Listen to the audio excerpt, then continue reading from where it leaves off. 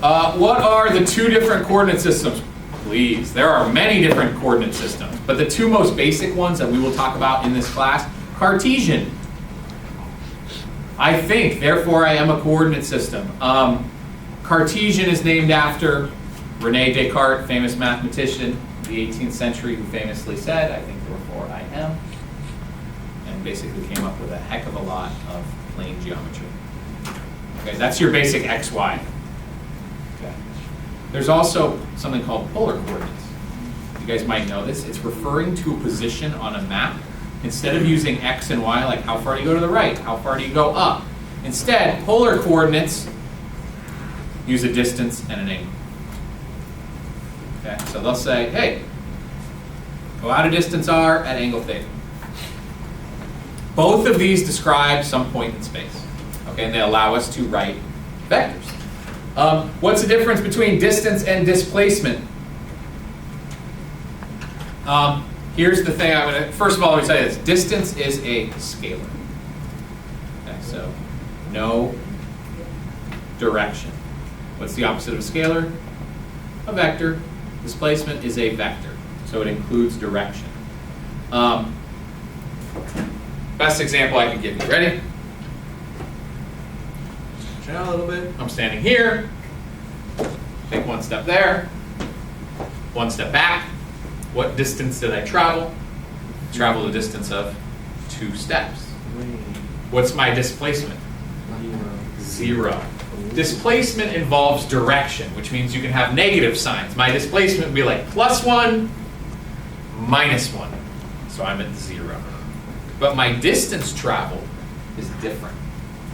Okay? Now, we'll make the distinction between distance and displacement a lot. So this is, displacement is like where you are compared to where you started. And a scalar is just how far.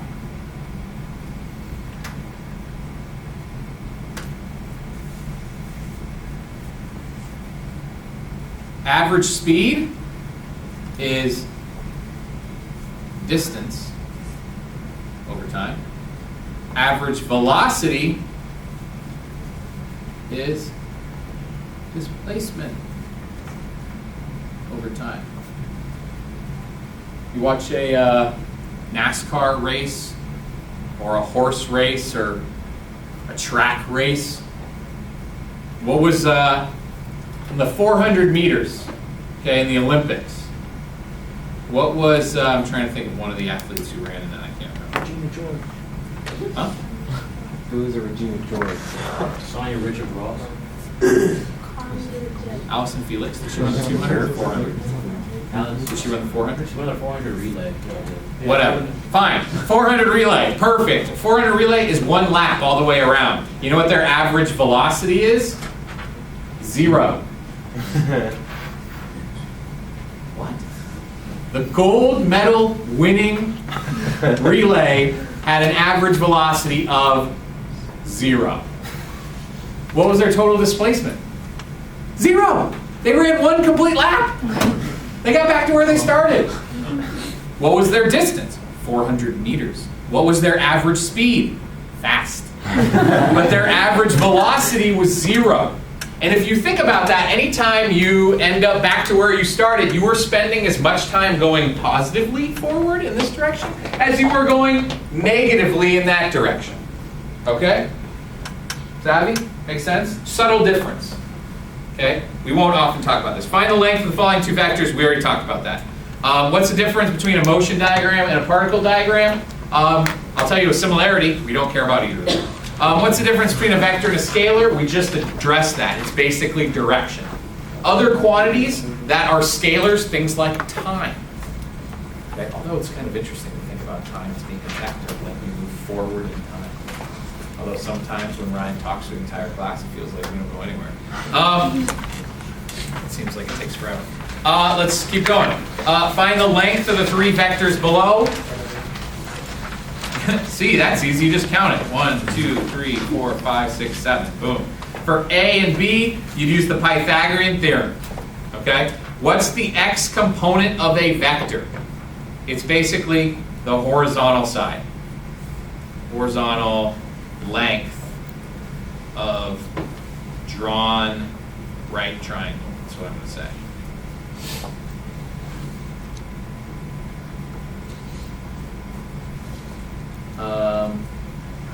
I skipped one, didn't I? Oh my gosh, can't believe I skipped this one. How do you find the length of a vector? Count with a PT Cruiser. Or you count.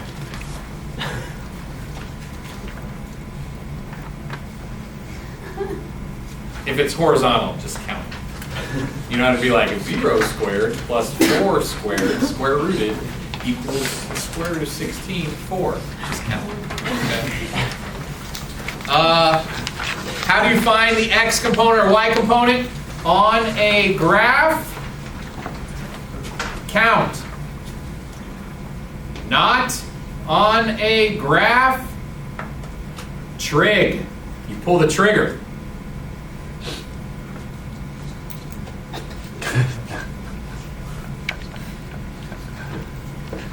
That means use trigonometry.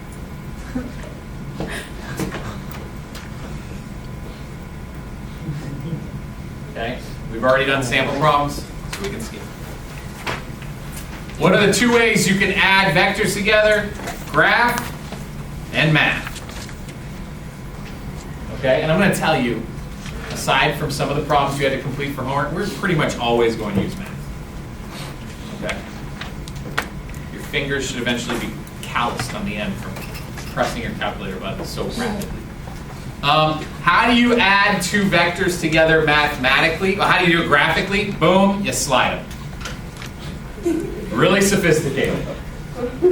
Okay, head to tail. How do you add two vectors together mathematically? Step 1, separate components. Pull the trigger. Step 2, add the separate components. Right, like you've got AX, AY, BX, BY, and then you just add them together. Step 3, draw a new right triangle.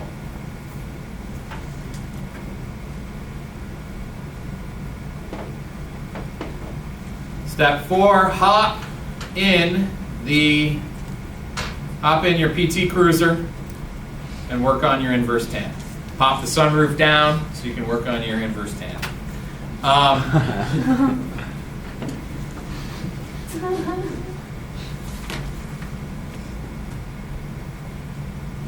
Oh.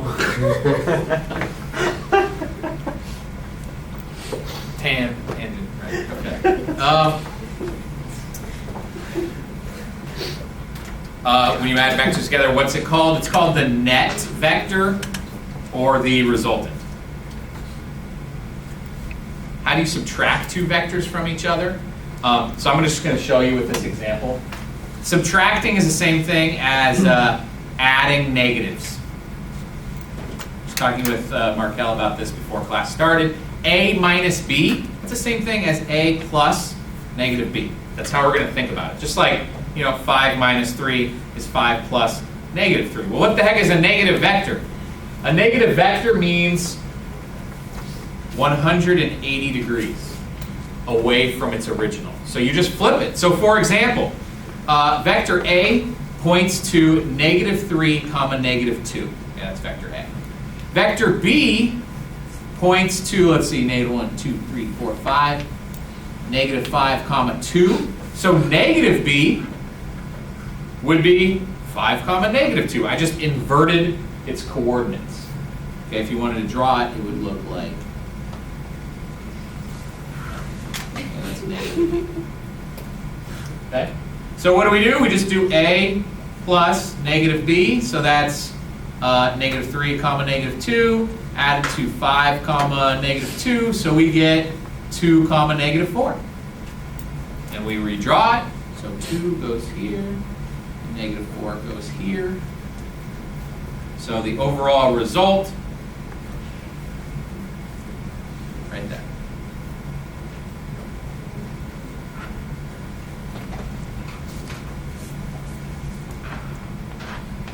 So, are there other ways we can write vectors? Yeah, we already talked about writing it as just by its coordinates. Okay, like we could say 3, 4. That would be a vector. The magnitude, or we could say the magnitude is 5. It's a little 3, 4, 5 triangle, right? At.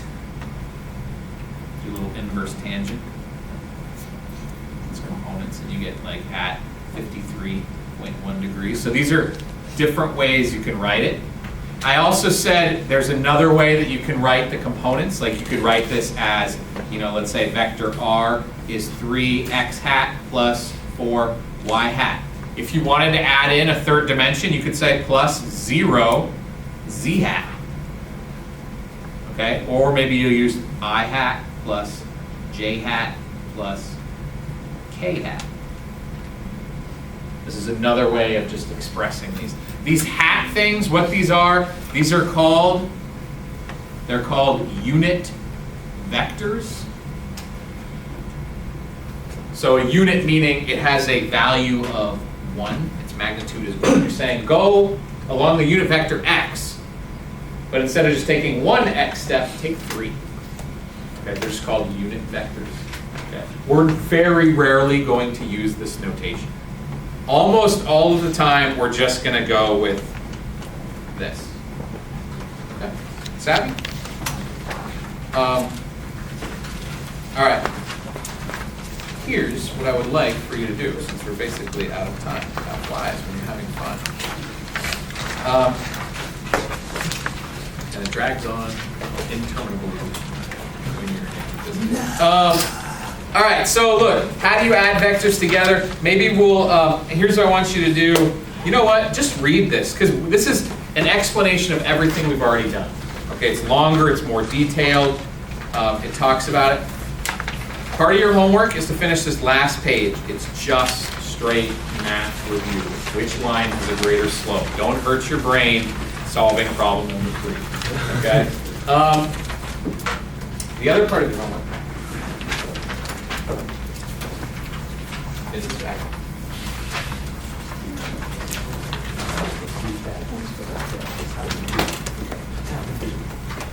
This packet is basically just practice with vectors.